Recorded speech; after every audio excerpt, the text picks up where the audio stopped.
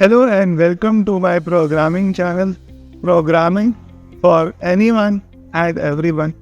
अब हम अपने 13th मॉड्यूल पर पहुंचे हैं प्रोग्रामिंग बेसिक्स के, जिसका नाम है ट्राई एक्सेप्ट। पाइथन में ट्राई और एक्सेप्ट की क्या फंक्शनैलिटी होती है उसको स्टडी करेंगे।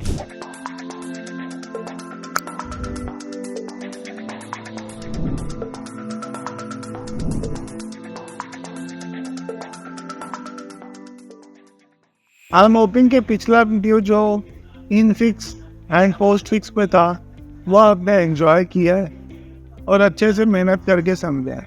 अब ये वाला ट्राई एक्सेप्ट वाला तो काफ़ी सिंपल सा वीडियो है।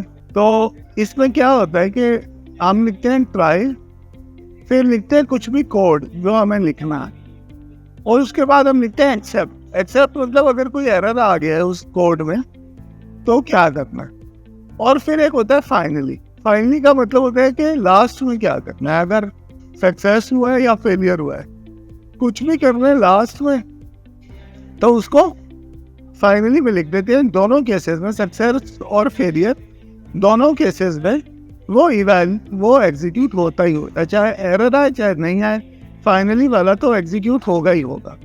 लेकिन एक्सेप्ट के अंदर जो हमने लिखा है वो सिर्फ तब एग्जीक्यूट होगा अगर कोई एरर आए।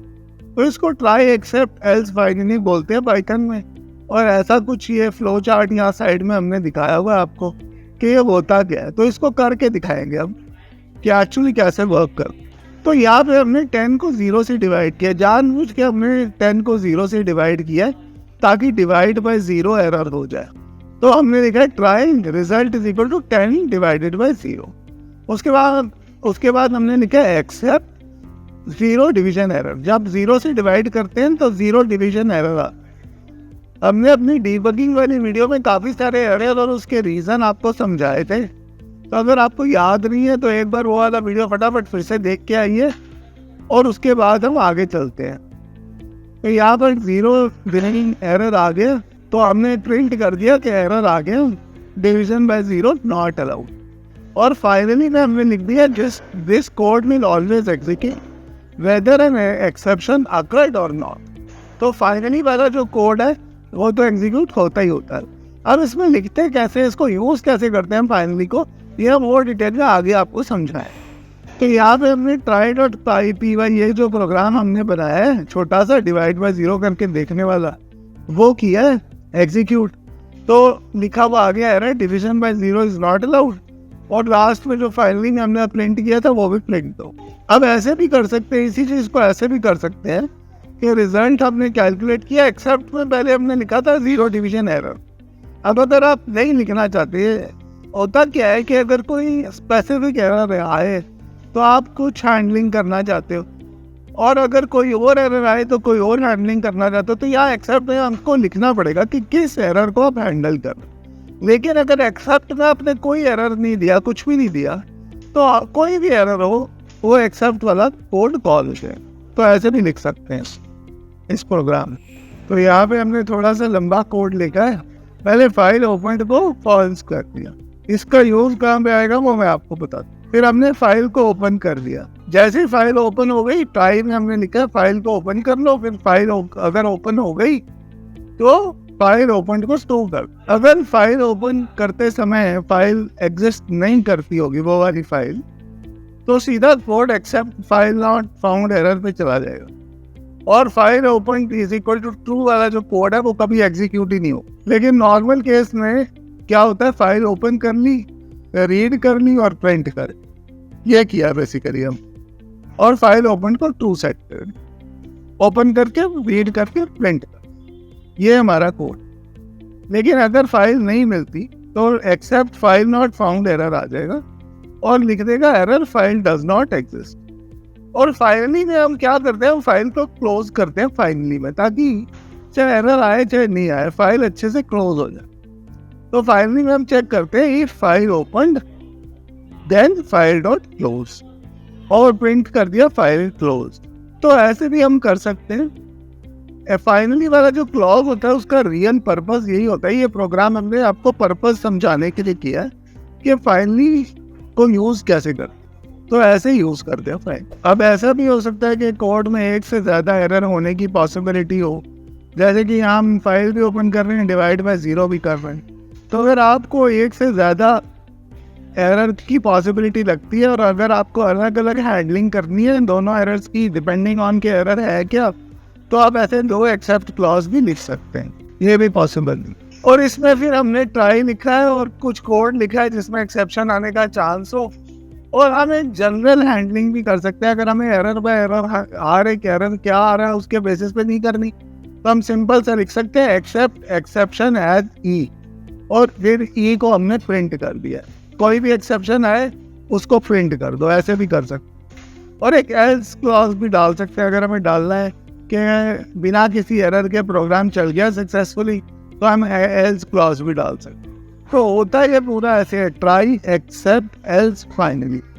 ट्राई में आप कुछ कोड लिखते हो जो आपको कोड एग्जीक्यूट करना है जिसमें एरर्स की पॉसिबिलिटी है।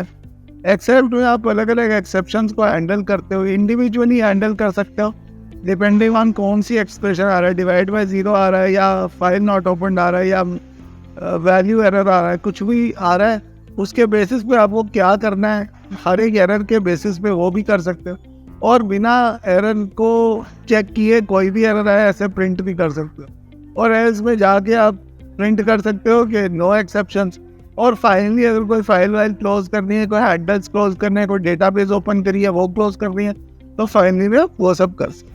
अगर आपको खुद से एक कोई एक्सेप्शन रेज करने है तो आप ऐसे भी लिख सकते हो रेज वैल्यू एरर, ऐसे खुद भी आप एक्सेप्शन को रेज कर सकते हो। ये रेज करने का तरीका आपने सिखाया आप। और ऐसे ही अगर आपने हमारा ओप्स पे ऑब्जेक्ट ओरिएंटेड प्रोग्रामिंग पे वीडियो देखा है तो आपको ये भी कॉन्सेप्ट समझ आ जाएगा।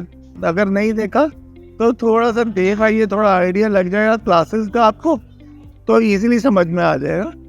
यहाँ पर हमने क्या किया, कस्टम एरर बनाया, अपनी एक क्लास बनाई है और उसका नाम रखा है माई कस्टम एरर, यानी कुछ भी मैं अपना एरर क्रिएट करना चाहता हूँ। और इसमें हमने एक्सेप्शन को सब क्लास किया। ये माई कस्टम एरर जो क्लास है ये एक्सेप्शन की सब क्लास है। अब सब क्लास क्या होता है, ये सारी स्टोरी जानने के लिए आप ऑब्जेक्ट ओरिएंटेड प्रोग्रामिंग वाला वीडियो थोड़ा देख लीजिए हमारा।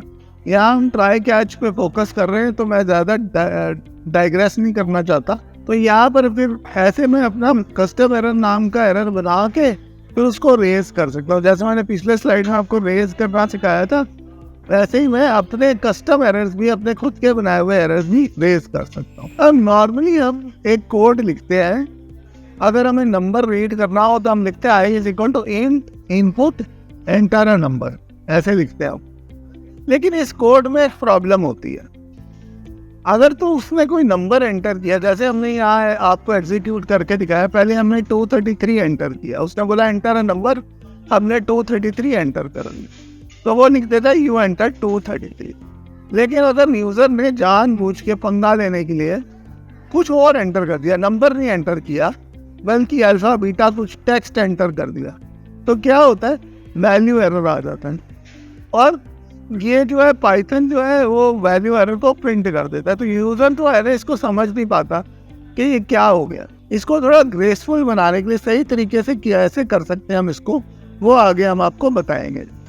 तो यहाँ पे हमने एक रीड इंट के नाम से फंक्शन बनाया है और इस फंक्शन में इनपुट क्या दिया, प्रॉम्प्ट, जो प्रॉम्प्ट यूज़र को देना। तो हमने लिखा व्हाइल ट्रू, जब तक ट्रू है तब तक करते रहो। क्या करते रहो, यूजर से इनपुट लो और उसको यूजर अंडरस्कोर इनपुट में स्टोर कर दो। यूजर ने कुछ नहीं बोला है, उसको यूजर अंडरस्कोर इनपुट में स्टोर कर दो। हमें नंबर रीड करना था तो हमने लिखा number is equal to float. Float में हमने उसको कन्वर्ट कर दिया, कास्ट कर दिया, टाइप कास्ट कर दिया और उसको फ्लोट बना दिया। अब दो चीजें हो सकती हैं यहाँ पर, अगर यूजर ने नंबर ही एंटर किया है तो कोई एरर नहीं आएगा, ये नंबर में वो वैल्यू चली जाएगी और रिटर्न नंबर हो जाएगा नेक्स्ट स्टेप। लेकिन अगर यूजर ने ABCD अल्फा बीटा कुछ एंटर कर दिया है तो क्या होगा, वैल्यू एरर आ जाएगा।